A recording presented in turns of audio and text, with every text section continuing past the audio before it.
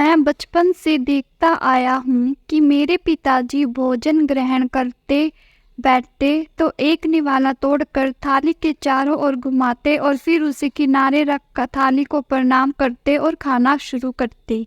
मैं उन्हें ऐसा करते हुए देखता और सोचता कि पिताजी ऐसा क्यों करते हैं। बहुत हिम्मत करके एक दिन मैंने उनसे पूछ लिया कि पिताजी, आप रोज एक निवाला अलग करके खाने की थाली को प्रणाम क्यों करते हैं। पिताजी मेरी ओर देखकर मुस्कुराने लगे। फिर उन्होंने कहा कि मैं खाने से पहले ईश्वर को धन्यवाद कहता हूँ। धन्यवाद इस बात के लिए कि उन्हें खाना खाने को मिला। धन्यवाद इस बात के लिए कि वो खाना खाने के योग्य है। धन्यवाद इस बात के लिए कि खाना वो खा सकते हैं। मैं बहुत छोटा था, समझ नहीं पा रहा था कि खाना तो माँ ने बनाया है, फिर इसमें ईश्वर कहाँ से आ गई। शायद पिताजी ने मेरी आंखों में सवाल को पढ़ लिया था। उन्होंने मुझसे बहुत धीरे से कहा कि खाना बहुत अच्छा बना है, इसलिए अभी तुम्हारी माँ यहाँ आएगी तो मैं उसे भी धन्यवाद कहूँगा। मुझे ये बात याद नहीं रहनी चाहिए थी, पर मुझे याद रह गया। कारण जिस दिन माँ दम तोड़ रही थी उससे कुछ देर पहले उसने इशारे से पिताजी को अपने पास बुलाया था और कहा कि आप मेरे मुंह में तुलसी का एक पत्ता और थोड़ा सा पानी डाल दीजिए। पिताजी ने ऐसा ही किया था। पिताजी ने जैसे ही माँ के मुंह में चम्मच से पानी डाला, माँ मुस्कुराने लगी।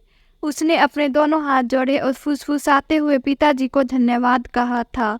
माँ जा रही थी। पूरा परिवार माँ के बिस्तर के सामने खड़ा था। माँ के चेहरे पर जरा सी शिकन नहीं थी। माँ जाते हुए पिताजी का धन्यवाद करते हुए गईं। धन्यवाद इतने दिन साथ निभाने के लिए। धन्यवाद कैंसर जैसे बीमारी में सेवा करने के लिए। बहुत गजब था का माँ का संसार। माँ की मृत्यु के बाद जीवन में मेरा मोह भंग हो चला था। मेरी समझ में नहीं आ रहा था कि मुझे क्या करना है। मैं बहुत छोटा था, इतना छोटा कि मृत्यु का अर्थ भी ठीक से नहीं समझता था।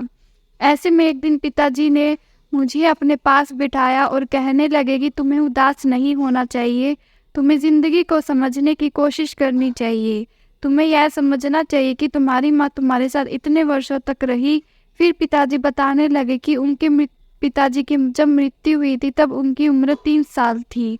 कई चीज़ें ईश्वर जब तय करते हैं तो उनकी अपनी योजना होती है। हमें ईश्वर के हर फैसले को स्वीकार करना चाहिए और उनका धन्यवाद करना चाहिए कि वो हमारे लिए हर पल कुछ सोच रहे हैं।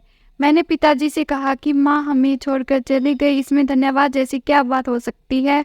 मुझे नहीं याद कि पिताजी को कहाँ से मेरी डायरी मिल गई थी जिसमें मैंने लिखा था कि हे भगवान, मेरी माँ को मृत्यु दे दो।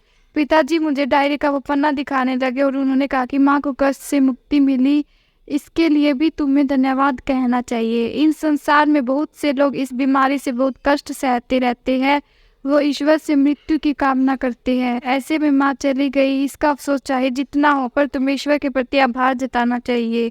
पिताजी ने जितना कुछ समझाया था उसका निचोड़ इतना ही था कि हमें अपने भीतर धन्यवाद कहने का भाव विकसित करना चाहिए। हमें धन्यवाद कहना सीखना चाहिए। हम स्वस्थ हैं, हमें दोनों वक्त खाना मिलता है, हमारे सिर पर छत है, हमारे पास बहुत ऐसी चीज़ें हैं जो बहुत लोगों के पास नहीं। हम इसके लिए धन्यवाद कहना चाहिए।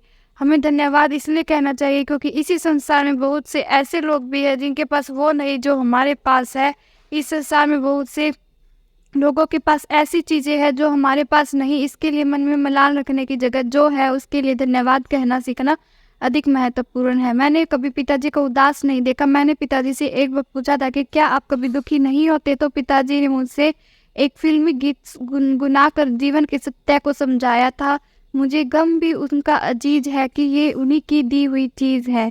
पिताजी ने इस गीत को गुनगुनाते हुए मुझे समझाया था कि ज़िंदगी बहुत आसान हो जाती है अगर हम घटने वाली घटनाओं को ईश्वरीय विधान मान ले। तो वो मुझे समझाते थे कि बहुत छोटी छोटी बातों में भी तुम अच्छाई ढूंढ सकते हो। एक बार अच्छाई ढूंढने की आदत पड़ जाती है तो ज़िंदगी आसान हो जाती है।